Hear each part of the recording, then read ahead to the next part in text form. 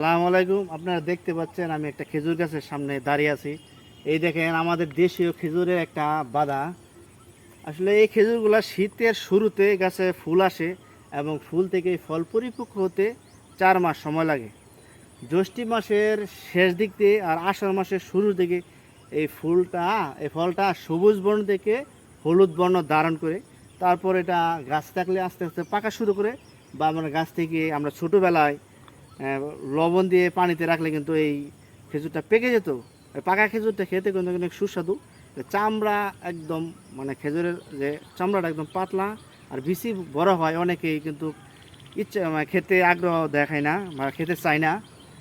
যাই হোক, এই খেজুরে অনেক পুষ্টিবিদ, অনেক ডাক্তাররা বলেছে এই খেজুরে কিন্তু প্রচুর পরিমাণে vitamin A, vitamin C, vitamin K, calcium, iron, beta carotene সহ বিভিন্ন ধরনের স্বাস্থ্যকর উপাদান রয়েছে এই খেজুরের মধ্যে। এই খেজুরটা খেলে যাদের কিছু কিছু জায়গায় কিন্তু এই খেজুরের যে বিচিটা গুঁড়া করে পাউডার পাউডার করে কফি বানাই। আর আমরা তো ছোটোবেলায় বিচি দিয়ে খেলতাম আর